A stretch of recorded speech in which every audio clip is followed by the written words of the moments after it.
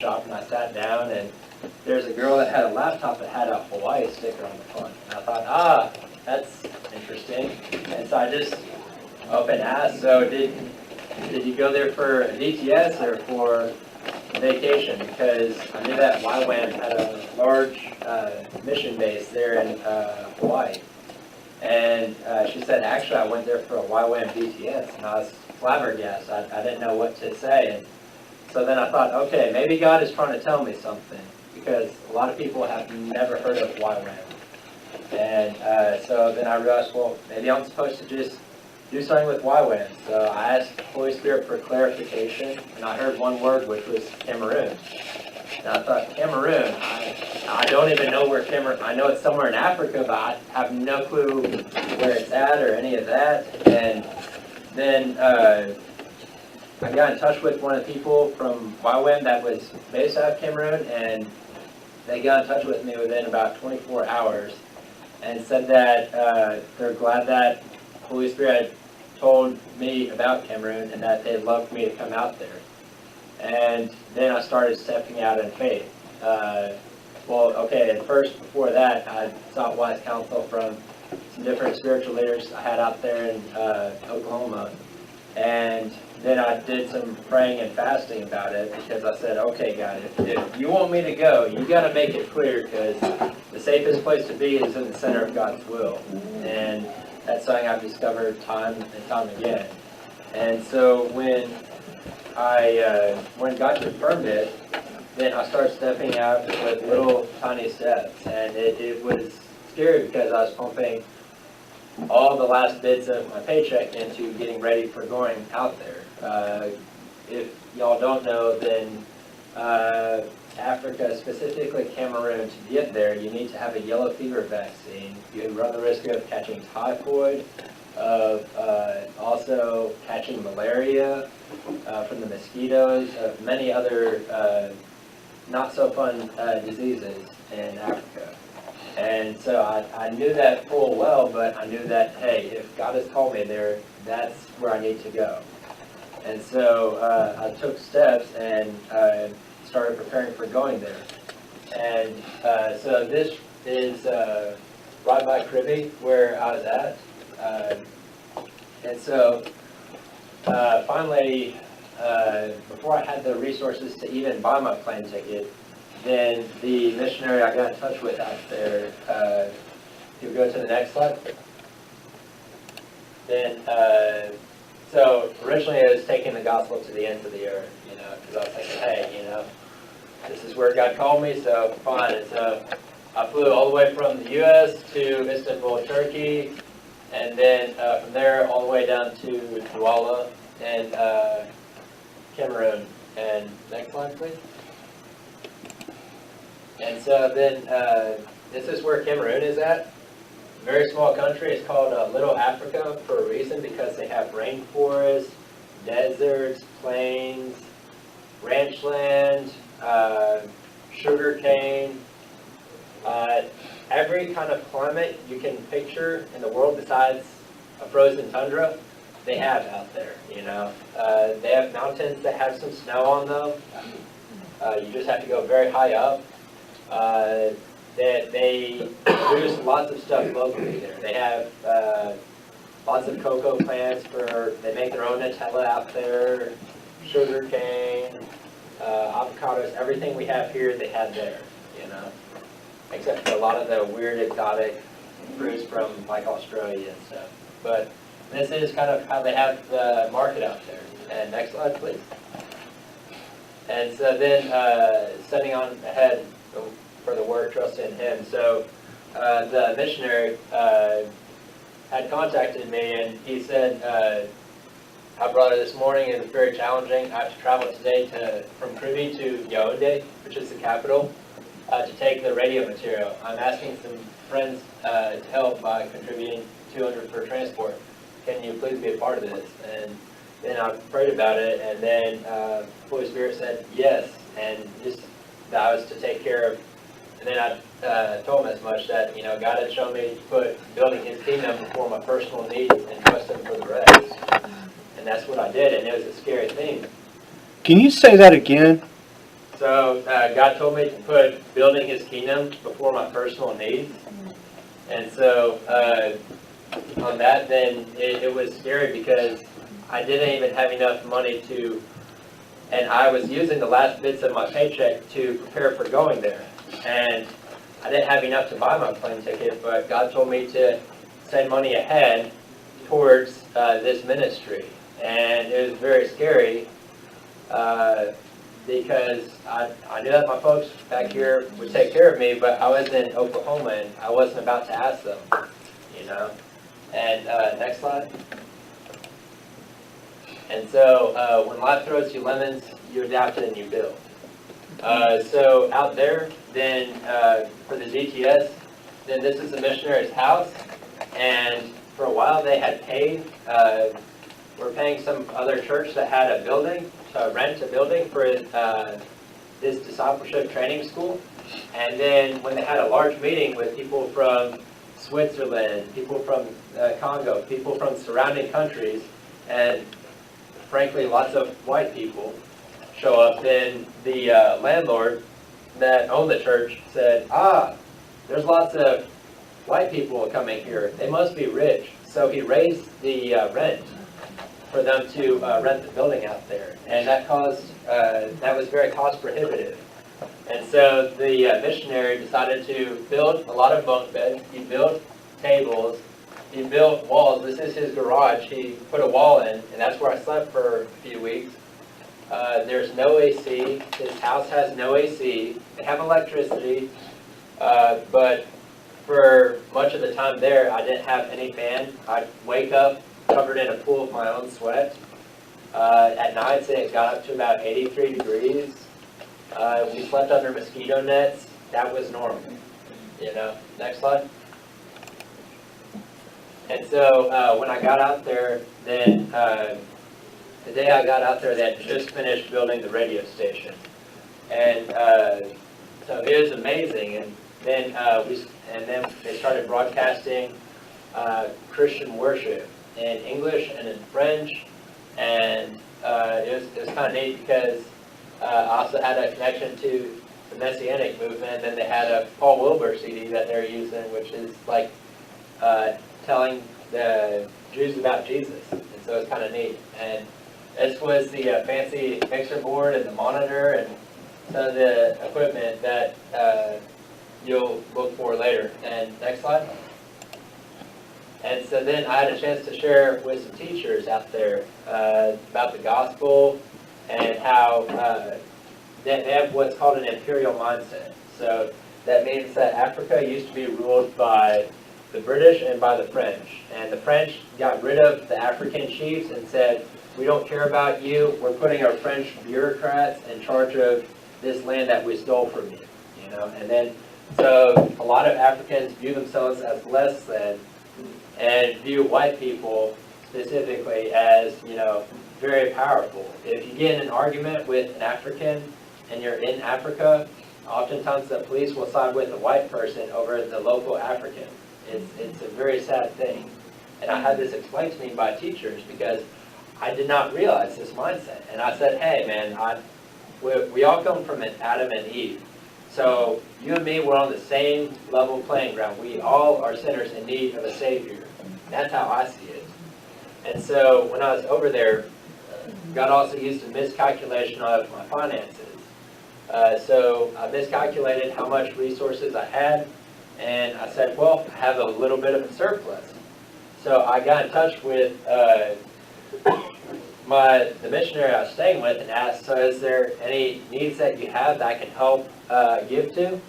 And then he just had a huge smile break across his face, and he told me later on that it had been an answer to his prayer because, so with this DTS for the outreach portion, they had counted on many of the students bringing back their outreach fees, which would have provided them with money for paying for their rent and for paying for the bills, you know, because they're providing a service by teaching these students about how to be disciples and theology and different topics.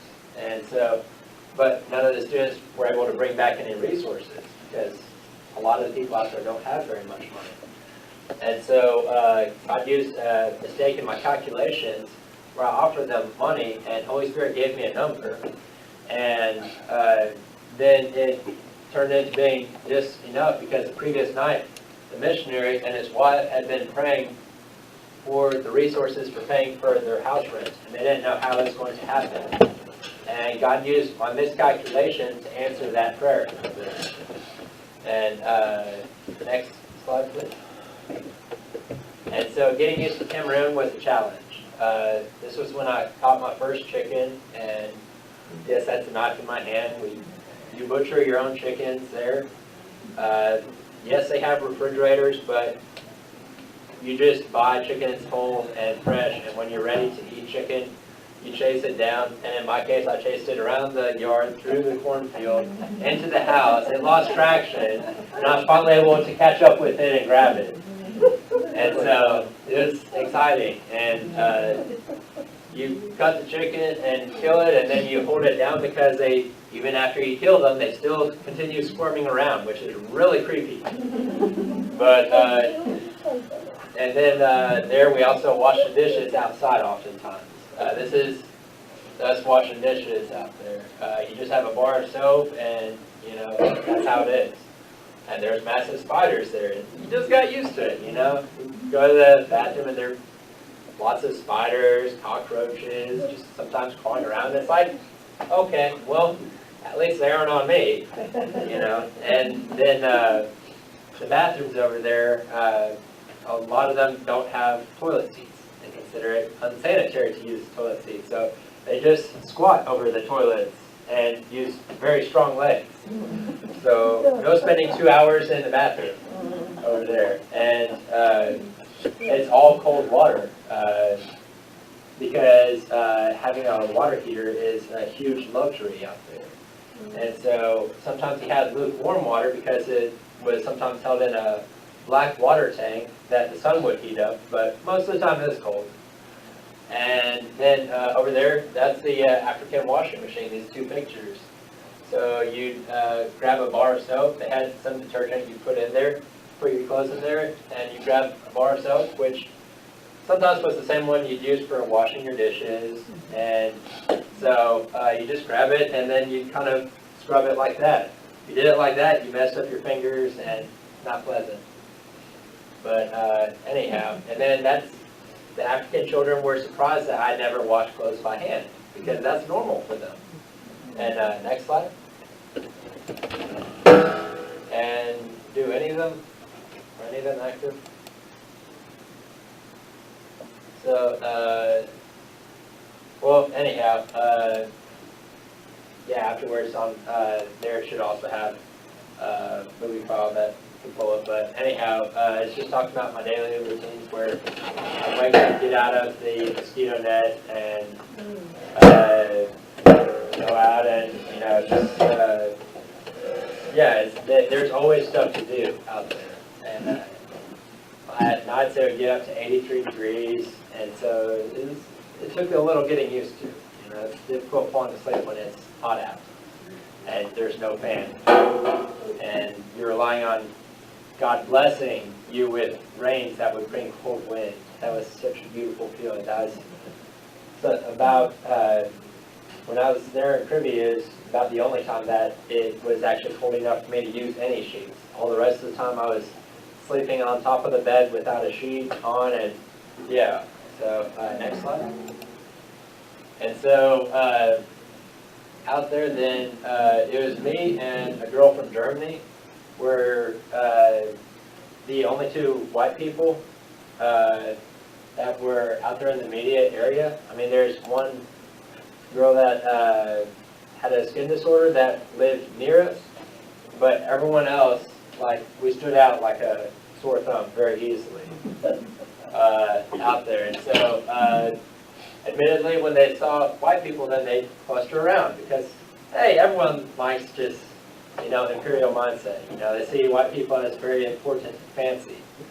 And so we have crowds around us, and many of the people didn't know how to swim. We even had one guy that had 10-liter jugs of empty jugs that once held water. He had 2 here, 2 here, 2 here, and 2 here. And he was using that as giant adult-size floaties and was swimming that way. I'd give him props for that, but one of the guys got out too deep and he started drowning, and I saw arms flailing, so I swam out there to rescue him, and couldn't drag him in against the current, so called for Sophia to come, and together we were able to bring him back. And this was out there, lots of cute kids that are just goofy. And then one of the days that I was out there, then I saw a guy walking with a bad limb. And I thought, okay, Holy Spirit was telling me to pray for him. I said, no. Most of the people there don't speak English, by the way. Maybe 1 in 8 people will speak English. All the rest speak French. And I didn't learn a lot of French at that point. And I said, no, he's going to think I'm a weirdo or misunderstand me. So I just kept on walking. There's a guy with a shriveled up arm just walking around. And the Holy Spirit said, pray for him. I said, no, he's fine. Okay, fine. I'll listen to you, God. You know? And I went up and asked if I could pray for him. And he said, no. And so I said, okay, cool. So I kept on walking. And there's a guy that was trying to start up his motorbike. And it wouldn't start. And so then I thought, well, I've heard of crazier things. So I walked over and said, can I pray for your motorbike? And because before I had a car that I had to pray over a lot, that it would continue running. And so he said he understood some English, and he said, sure. He was very skeptical, so I went over and laid my hands and prayed in Jesus' name for it to start up. And it would start right up, and he was wide-eyed. And I looked at him, and I said, Jésus t'aime, which means Jesus loves you. And I just walked off, and it was a cool feeling. And then before we left for outreach, then there's at one of the bus stations, God had me pray for a guy that had a poison-ravaged leg that was wrapped in a rag that it tested my stomach because you could almost see the bone. It was very sickly. And I didn't see an immediate healing, but I prayed for healing and for God to take away the pain in his leg. Next slide. And so there, when we went to a fishing village, this is Mama Baby. And out there then, had a lot of people still saying that I look like Jesus, or Jesus. That's why in many of the shots I just have my hair up in a bun, so I don't have to keep telling them, no, I'm not Jesus. Then one of the people ended up stealing my sandals, one of the townsfolk. And Mama Baby felt so bad that she ended up buying me a new pair of sandals. They're kind of the equivalent of like your Walmart 99-cent pair of sandals, but it's the fancy sandals that they had out there. And she took care of me. And so she gave of what she had, even though she had very little. I mean, this is her house. This is the church out there. It's plywood. You can see right through the walls. You know, that's what they have. But she gave of what she had. And this is Judah Kyle. He's one of the guys that both his parents were dead and died at an early age. He was raised by his uncle, who was a traveling pastor. And so his uncle frequently would give to others before he would take care of his own family. So he was used to having very, very little. And frequently his church would have, holes in the side of them. And he didn't have any pairs of shoes. He had sandals, and that was it. And so when he wanted to look fancy, he would borrow a pair of shoes. And he also was a young 19-year-old who he said, "My brother Derek," and he'd go to hug me. And I'd be like, and I was rather repelled because he smelled very bad. He had some rank BO. And so, much to my own shame, I was talking to Sophia, the only other foreign student there. I said, "Watch out for Judah Kyle. He's got some bad BO." And much to my shame, she said, "Well, have you considered the fact that he doesn't have a lot of money and he can't afford a lot of this stuff?" I said, "Well, yeah, I'm a jerk, okay? Yeah." And so then I went and I grabbed my deodorant that was half used, and I was thinking, I'll give him my deodorant, throw him a bone. And then Holy Spirit said, no, you aren't going to give him your half-used one. you're going to give him your spare, brand new, unused deodorant. Oh, fine, okay. And so I did, and then he was so thankful. You would have thought he got a pair of brand new Air Jordans. He said, "For me? Are you serious? Thank you." And apparently he was boasting about it to the German student. And then he was so thankful that he chose to only use this fancy deodorant on special occasions. But he was very loving. And next slide. And so then tragedy struck out there. When I was there, they had a civil war. You have roughly 10, 11 regions in Cameroon. About 8 or 9 of them were run by the French, and only about 2 of them were run by the British. And they smashed all these regions together to form one complete country. And the Anglophones, the English-speaking minority that were run by the British, has been marginalized. You have an elected president that's been in power over 30 years and changed the voting rules twice to, in one case, extended from 2 years to 7 years. And from 7 years, he got rid of any limits on presidency. And so, later on, I found out that apparently he had also used military helicopters against his own people, against minorities that were protesting, and very bad things. And so, this is normal out there. Yeah, they had 78 students, teacher, and principal that were held at gunpoint. And they sent a video to the president saying, "We don't like the fact that you tried taking the presidency again." You know, and then eventually they were released. But they're in that region, the English-speaking region, is where they have lots of rainforest, lots of resources. Cameroon steals a lot of those resources from this Anglophone region. And then they don't pump any resources to repairing roads, to investing in infrastructure. So you have this poor region that's rich in resources, that the rest of the country is stealing these resources and keeping these people very poor. And it's very sad. Next slide. And so then while we were on lockdown, we couldn't go on outreach because of the security situation. Then we tried staying busy. I did lots of photos for a lot of the students, and then we also, behind the house, they have large tall grass full of mosquitoes and everything. And so we were cutting with machetes, trying to hack down some of the overgrowth. And then one of the girls, Sophia, nearly fell into a well that was 12 feet deep that had a tree with sharp spikes growing right out of it. And so God protected her from falling in completely into that well when she was using the machete to cut the undergrowth. And then this is Ezra. He's the student from the Mendo region, the Anglophone region, that was heavily persecuted. His father was in lockdown, where his father couldn't leave the house or anything because there's military forces all around patrolling, and just that there he could just go through a lot of very bad stuff. And so he had sandals, and he was walking around, and he had a nail go through his sandal into his foot. And he grew up, you know, kind of tough. You'd figure you're a street fighter sort of guy that was used to scrapping. And that's him.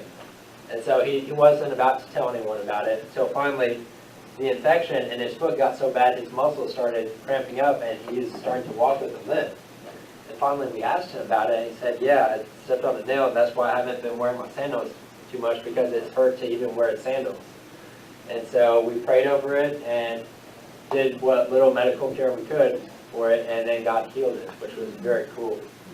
And then also the missionary, because the students brought back their outreach fees, except for Sophia, the student from Germany, then he said, "Hey, I've kind of overextended myself with this radio ministry.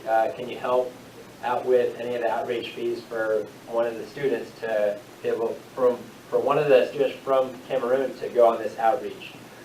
And then I prayed about it, and I heard God say go. So I put $200 towards helping Ezra go on the outreach. And next slide. And then tragedy struck at the radio station. Thieves broke through on the third attempt. Second attempt, the missionary friend that I lived with, he went and got a much larger, much sturdier log. You picture the meanest, toughest looking log that you can buy, better than a Brinks log, and he had that on the door. But the thieves broke through that log, they broke through a metal door, a wood door, and a glass door, and broke into the radio station. And here they even tried bending these iron bars. And then they ended up stealing the monitor, they stole the mixer board, they stole the laptop that had years and years of counseling resources, because that was what the discipleship training school was about, was teaching people on how to counsel others.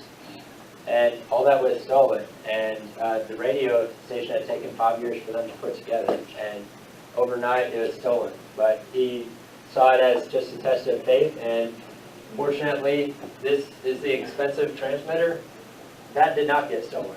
The thieves didn't realize that this transmitter is worth about $3,000. Whereas the mixer board they stole is only worth maybe about $300, which is still a great deal for them. And next slide. And so then after the hostages were released and the security station situation became more stable, we went to the north of Cameroon. And for y'all that don't know, that's 33 and a half hours, 3 buses later, and the last 172 miles of this trip we're averaging about 20 miles an hour. With the bus driving off the road at times because of massive potholes, me being kicked out of my seat when it was going 5 miles an hour because these potholes are about this deep, and then also many doctors that would sell homeopathic remedies coming on and very loudly advertising their services, and much prayer for my camera, which was down below in the luggage area. And there, you can't tell, but most buses are 4 wide. These buses are 5 wide, which means my shoulder overlaps the guy next to me by this much. And so it was exciting because I was alternating leaning back and leaning forward so that he could lean back. And next slide. Oh, and, sorry. So then this was on the road. When I finally got up there, we went to talk with medical students, people that were preparing to go into the medical field. God saved us from crashing. This is the car that we were riding in, and that's the pastor in the white suit. This is a Cameroonian gas station in the north.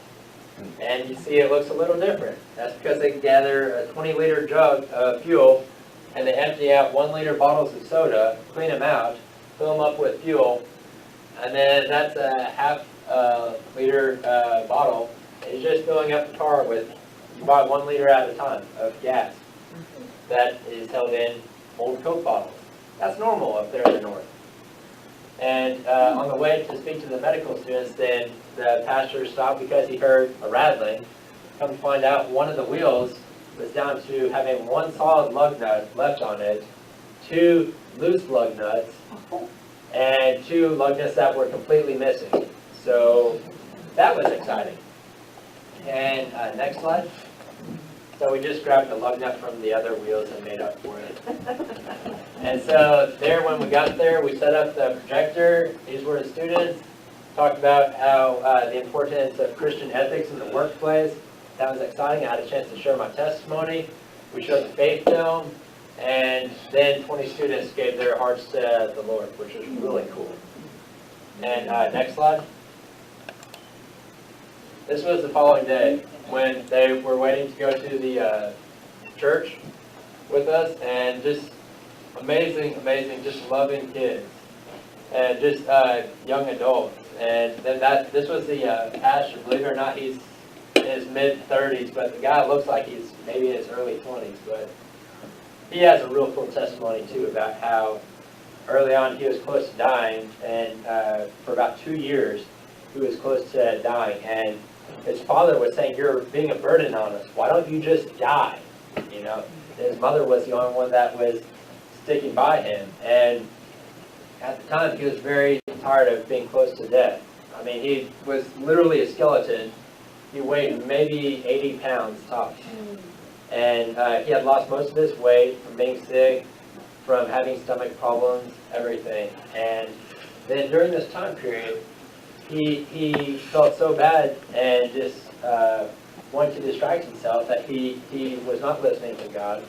And he was stealing money. When he'd asked money for from his mother, when she wouldn't give it to him, he'd wait until his mother left. He'd go and steal money from her. And he'd go out and pay little children to go and buy cigarettes for him.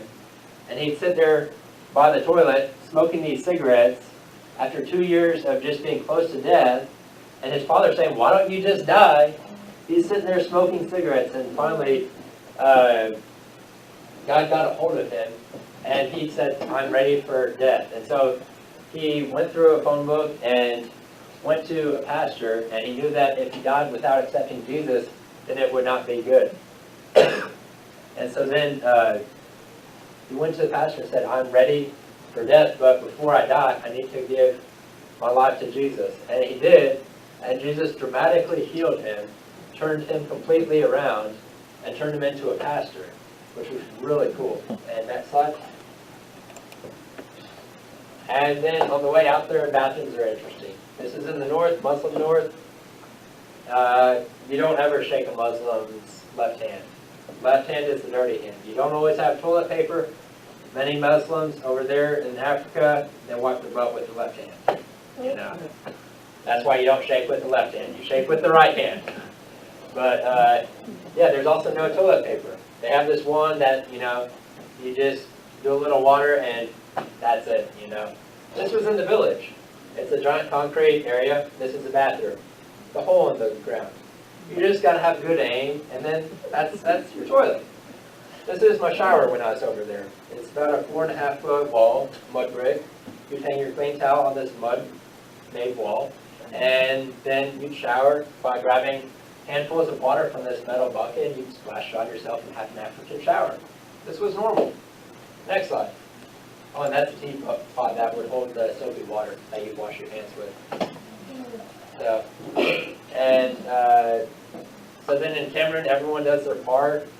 You kill the chicken. This is us waiting outside of the rich person's house that had connections to the government. So they were seen as a very generous person because they had a fancy water filtration system and a home that here in the States would have cost roughly $500,000. And they had fancy water filtration, so they'd open up the tap and take the lock that they had on their tap outside and allow the neighbors to fill up their water jugs, including our missionary, so that we'd have clean water. And children out there mopping the African way. You don't have some handle, you have hands. And here this is a squeegee that's wrapped around a rag. But, and then sometimes you cook outside under, over some coals. And so then, next slide. Village outreach. This is one of the pastors. You have the Baptist churches getting together with many other churches for the outreach. This is the village. Here we fill up in the church. And if you click on the speaker, please. So this is Derek coming to you live from Cameroon. So here shortly we are fixing to head off and show the Jesus film and do some door-to-door evangelism over the next few days, and then I'm supposed to come back sometime Sunday. But anyhow, prayers to be appreciated, and woohoo, it's a fun day. Right? Right, Didi? Say hi to America. Okay, and next slide.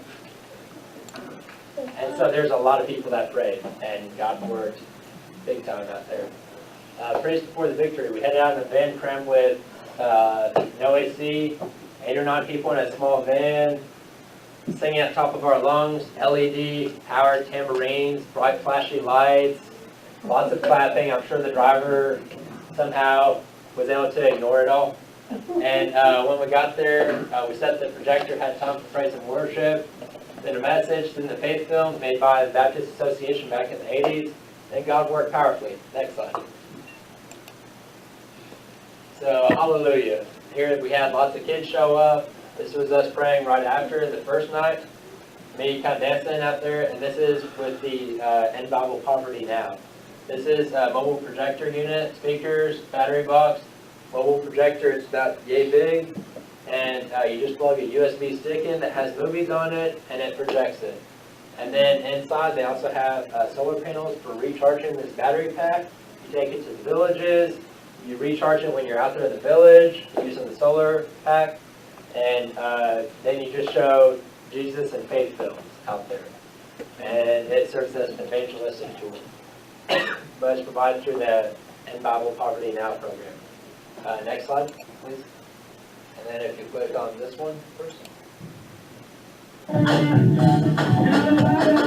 This was out there.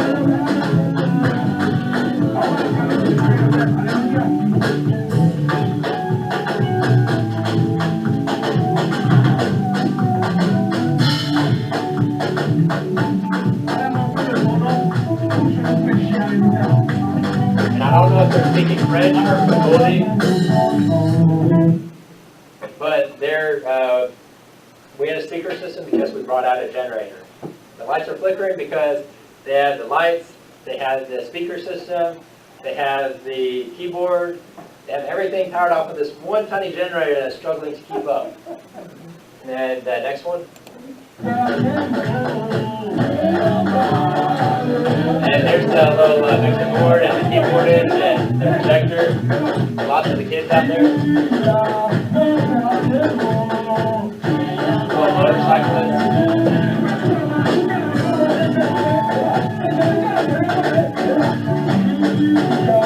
And there, just everyone just dances because there's lots of energy out there. And then the third one. And then this is when they have the projector, they just pause it for some more praise and worship.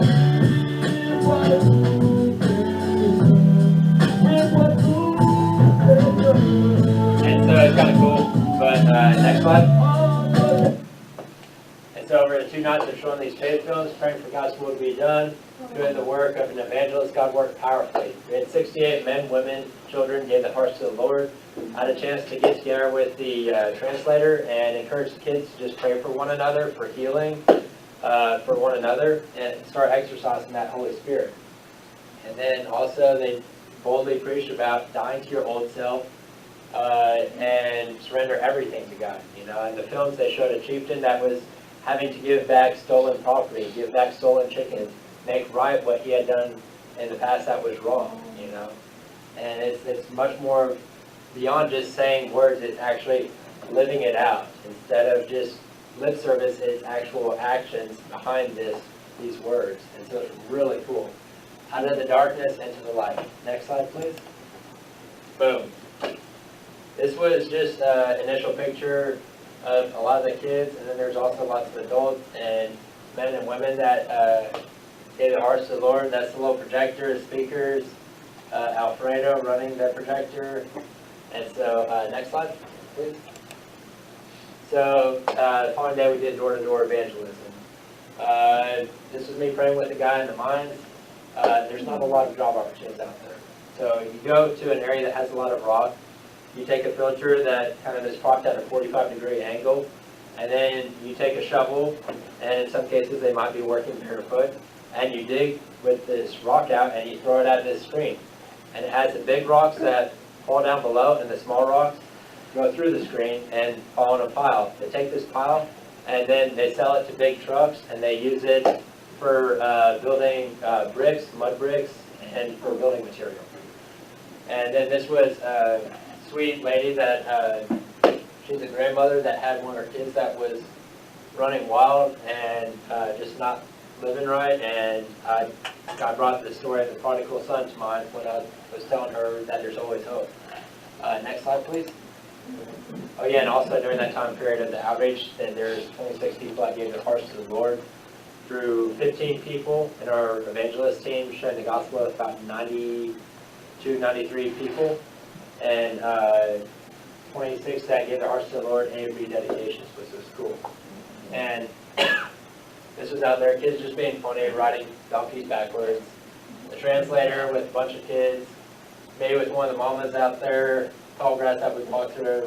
This was, again, the imperial mindset. He had his eyes down. He wouldn't even look me in the eye because, you know, he saw me as better than him. I said, no, come on. We all the same before God. Next slide, please. when I came back, then they happened to be doing a Light to the Nations crusade with Dana Mori. Kind of one of those big healing crusades that they have out there. And I did a lot of photography out there. And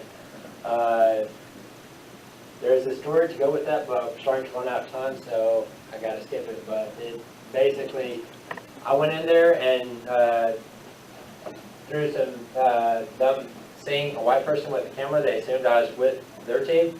So I said, "Oh, come, come, come." So I was in the VIP area taking pictures. Security came and said, "So who are you and what are you doing here?" I said, "Well, I'm a missionary. I'm taking pictures. They told me to come." And he very kindly escorted me out of there. And then I was kind of, I'm feeling for him. You know, I was thinking, hey, I was, you know, they told me to go. And, but then I put aside my hurt feelings and I started praying for God's blessing and for them to just preach the simplicity of the gospel. And I met Jonathan. He was getting out of the car, and then I tried getting his attention, but he just kept on walking. And then I prayed that he'd preach the simple gospel, and that's exactly what he ended up preaching, which was really cool. Afterwards, he saw me, and he said, I saw you were trying to get my attention. And he came walking straight to me and introduced himself to me. And I told him, you know, my background and what I was doing, and he talked with security, and they let me in, and I did a lot of real fancy pictures for the evangelists out there. Next slide, please. And this was all the people that gave the horse to the Lord, which is cool. When I got to the north, there's pipes sticking out of the wall. I was able to help out with acquiring some resources for buying little porcelain stands for the sink so that we'd have working sink, functioning shower, and we could stop taking the African baths and start using cold water pumped through indoor plumbing and have a real shower. And then this was in the south when they were washing one of the rugs by throwing soapy water and using a squeegee on it. This was the first of 3 squeegees. I subsequently tried handling this and using the squeegee to clean the water out of the rug and broke this one, and then got another one to replace it and was using that to clean in the bathroom and broke that one, and finally got an African strong squeegee. And then that one lasted. This is Cheesley. She's one of the daughters of the north that she's holding a ceramic bowl. She dropped it, suddenly lacerations all over her hand. Ugly, bloody mess. And then God had prepared me by having a friend that forced me to bring a med kit, and I was able to sterilize it using some alcohol wipes, put some Neosporin on it, wrap it up, and then took care of it that way. You know, and I even called 2 of the nurse friends I knew back in the States to make sure I had all the bases covered. They said good. So next slide, please. Out there, I helped out with prison outreach in the north. I listened to some of my brothers. So I got involved with prison outreach out there, which was kind of cool. And then got a chance to encourage these folks. This was people that they're discipling, some leaders. And then they had a prison outreach where they went to Guidar, which is about an hour and a half north of Ottawa, in the far north. And keep in mind that roughly 2 hours north of Ottawa is where Boko Haram is still in power. Boko Haram, these are the bad Muslims that kill people that made the news a while back. Very bad people. So out there, then I got in touch with my missionary down in the south. He said, no, he didn't feel comfortable with me going further north and closer to where Boko Haram was. And I said, well, I'm not worried about my safety. God will take care of me one way or another. But out of respect for you, I will pray. And if God gives you a peace about it overnight, let me know. If not, fine, I'll just yield, you know. And God didn't give him a peace about it, so I said, okay, fine, I yield. But I was able to at least encourage them before they went there and preached the gospel in the prison. And when they went there to the prison, they gave some resources, and the prisoners, 46 prisoners, gave their hearts to the Lord, which was cool. Next slide, please. Out there, I learned that I'm very terrible at African football, especially when it's on uneven surface. I slipped, messed up my knee, my toes, my heel. I was an ugly, bloody mess. And this is a much more tame picture because it was very ugly. This was after a few days of healing. But Christmas Day was kind of sad. Well, not kind of sad. It was very subtle and low-key because there's nothing special that happens on Christmas Day. People sometimes go to church, but very few people go to church on Christmas Day. And children don't open presents. They open presents throughout the month of December. Even if they're Christians, they don't wait until Christmas to just open presents throughout December.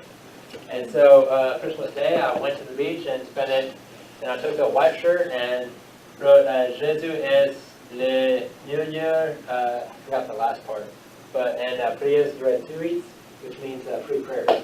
Walked around with the shirt that said free prayers, and that Jesus is the reason for salvation, and prayed with people. That's how I spent my Christmas Day. Next slide, please. And my mom in Cameroonian prison. I decided not to tell my mom that. So down in the south, I was able to be involved with Cameroonian prison outreach in Kribi, closer to the missionary where he actually knew it was safe. And so out there, then God allowed me to get involved with one of the prison outreaches out there. This ring is actually from a 25 franc coin. On the inside, then you can see that it has these etch marks. That's because it was hand pounded out by a coin, by the prisoners out there. And so then this coin, 25 franc coin, is worth all 4 cents, in our dollars. So it's next to worthless. But it's a reminder of my Cameroonian brothers and sisters that are still in prison. And so it's worth much more than that. It's nearly priceless now. And next slide. So out there, this was with one of the evangelists and the translators when I was out there. This is in front of the Kribi Principal prison, right there. And we couldn't take any pictures from the inside of the prison, of course, because they make you surrender your phone before going in there, because some prisoners have sticky fingers and they try and take stuff sometimes. So also I saw this quote, and this was one that I saw when I was over there. It says, if material things are what you're talking about when you say I'm blessed, then you have no idea what blessing really is, because it's more than material things. It's knowing that God takes care of you every step of the way, that he watches over us, that he provides, and that he loves us. And so when I went over there, then I asked this leader, I said, so what are the needs out here? Because I saw many of the men walking around with stretched out clothes, underwear hanging halfway to their knees, little boys walking around shirtless and shorts that were operating sewing machines and sewing clothes for these full-grown men. And just guys in the praise team, which was interesting. They had church service, 7 guys in prison, baggy shorts and everything, just lifting their hands, just praising Jesus. And this very cramped and crowded prison that had 400 people that was roughly the size of this building. And so I asked what are the biggest needs. They said Bibles. I'm thinking, okay, 4 or 5? Okay, we can do this. No, they said 30. And so I'm thinking, 30? Wow. And they said, no, but you can just provide New Testaments. It'll be really great. You'll really appreciate it. I said, no. But then they're missing on the Psalms. They're missing on Isaiah. They're missing on Genesis that all talk about Jesus. They all are prophecies pointing back to our King. And so then I took a scary step. At this point, I didn't know how I was going to come home because I came out there on a one-way ticket. I didn't have enough for even buying a plane ticket home. And then I decided to pay it forward. I bought all 30 Bibles. I gave money to the missionary friend. He turned it into phone credit. He sent the phone credit to his friend in the capital. Friend in the capital turned the phone credit to real money and bought the Bibles and put them on a bus, sent back to Kribi, and that was an overnight Bible purchase where it wasn't just 30 Bibles, but 30 hardcover, easily understandable French Bibles. And they were so thankful. And then on top of that, then I started to pick up some clothes also. And then on top of that, then for getting home, then God had lined up a situation that a friend that I'd worked with previously when I worked with the refugees in Greece 2 years prior, worked for a European airline company, and he was able to get me some standby tickets. I went over there spending $1,400 on a plane ticket. I came back where he was able to get me a ticket from Douala in Cameroon to Brussels, Belgium to Madrid, Spain to LAX, here in Cali for about $380. So it was really God providing the whole way. And when I took the step to buy these Bibles and buy these clothes for the men, and also contributed, because I went from having 2 suitcases to suddenly the standby ticket only provided for 1 suitcase. So my friend that loaned me the suitcases said, you can take the suitcase and bless someone with it. I gave it to the missionary. He was preparing for a trip to Togo for radio training, and he didn't have a suitcase, so I blessed him. I also gave a lot of my clothes that I brought over to these prisoners along with it, and God took care of it, because later on that day I had a donation come in that I'd spent about 115. It came in for about 120, 130. So give, and it will be given to you, pressed down and overflowing. So God took care of me the whole time. Next slide, please. Last few days I was there, then all the students had left. It was just me and the missionary and the missionary's kids, and that was it. So then I have always had a love for photography. He said, why don't you combine your love for photography as a ministry outreach? So I said, okay, sure, why not? So I went around taking pictures of people and trying to find people that spoke some English and offering to do photos for them for free in exchange for praying with them. And they said yes, that's how I got some of these beautiful photos. And next slide.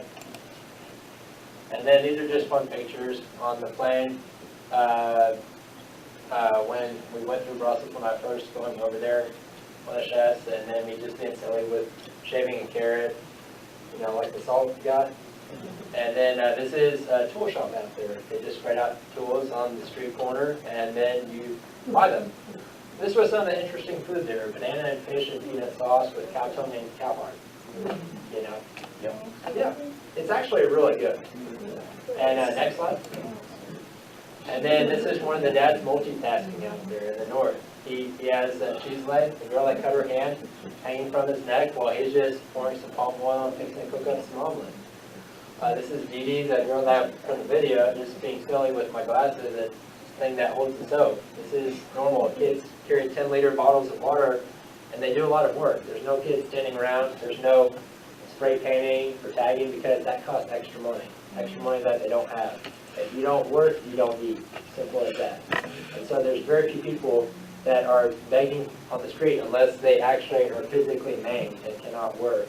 If you can work, then people will get hungry, so they go to the bush, they cut up some bananas, they get a charcoal, and then they cook the bananas in some palm oil, turn around and sell it to tourists or other Cameroonians. That's how they get by. Kids just being silly on the beach. Next slide, please. And then this is us waiting for fresh water. It's also kids' playtime out there. And so this is one of the shoe cobblers out there with a handmade, hand-powered sewing machine. And this is cassava root. It's massive, and around Thanksgiving time, then they present it to the pastors as a way of just blessing them. So they bring in lots of produce and have a big old church-wide produce sale, along with the money that people give to the pastors as kind of a year-end Thanksgiving way of blessing them. And this is one of the cassava roots. So it's like 4 feet tall. Huge. And then this one is like this fat. So, and then that's it. So, any questions? Oh, and then this is one of the 3 pairs of sandals that was given to me. So, yeah.